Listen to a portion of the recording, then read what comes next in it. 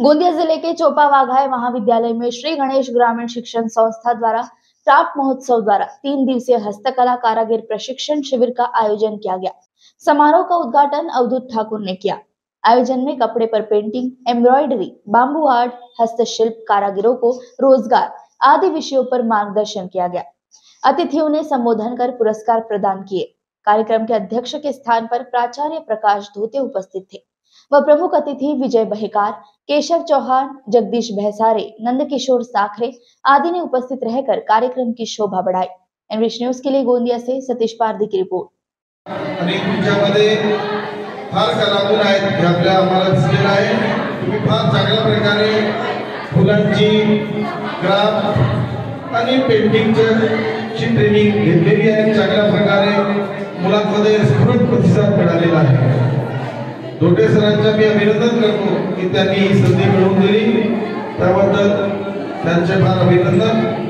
मी विशेष करून मुलांना सांगू इच्छितो की तुमच्यामध्ये जे सुप्त गुण आहेत या 3 दिवसांमध्ये बाहेर दिसलेले आहेत आणि तुमच्या ह्या सुप्त गुणांना वाव मिळालेला आहे। तुम्ही मनापासून सगळे आम्ही पाहतो काम करतात आणि ज्यांनी कोणी पेंटिंग केलेली आहे, कोणी फुलं तयार केलेली आहे, कोणी आर्ट तयार केलेले आहे, तर तुमच्या मधल्या कला आहेत त्या बाहेर आलेल्या आहेत। छोटे सर अंधश्रद्धेमध्ये काम करतात, म्हणजे त्यांच्यामध्ये जी आवड आहे ती लोकांमध्ये दाखवतात आणि मनापासून काम करतात। तर तुमच्यामध्ये ज्या आवडी आहेत, ज्या गुण आहेत, ते तुम्ही ओळखा, स्वतःमध्ये लपलेले गुण आणि ते बाहेर काढा।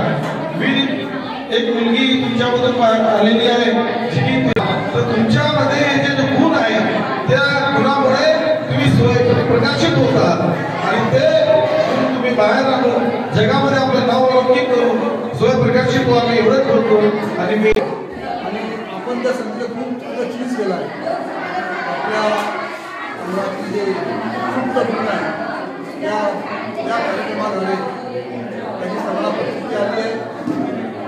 यापुढेही आपण आपल्या सुप्त गुणांना अधिक वाव द्यावा, अधिक मेहनत आहे हा कॉलेज मार्फत आणि तुमच्या प्रशिक्षकामार्फत मिळणार आहे। तर संपर्क ठेवण्यासाठी तुम्ही आपापले नंबर तुमच्यापैकी नुसतं शिक्षण घेऊन काम करण्यापेक्षा शिक्षणाच्या व्यतिरिक्त जे तुम्हाला आवडतात, ज्याची आवड आहे, जे पसंत काम आहे ते करता यावं। तुमच्या डोक्यात जे काही आहे, प्रत्येकात काही ना काही गुण असतो, नुसता अभ्यास करणं एकच गुण नाही राहत, ते बाकीचे गुण बाहेर निघावे हा एकमेव उद्देश या कार्यक्रमाचा होता। आणि तुम्हाला वाटतं बऱ्याचपैकी त्याची सफल झालेला आहे। प्रत्येकाला काही ना काही करता येते। आमच्या कॉलेजमधल्या पोरांनी काय काय केलं ते सगळं तुमच्या समोर दिसले इथं। मानकर शाळेचे विद्यार्थी जे आहेत त्यांनी काय काय केलं ते समोर येते आहे। आणि ग्रामीण भागातली कला आहे, डोक्यात कला आहे, हातात कला आहे, हे सगळी इथं बाहेर येऊन राहिली आहे। या निमित्तानं सगळ्यांचं मी अभिनंदन करतो।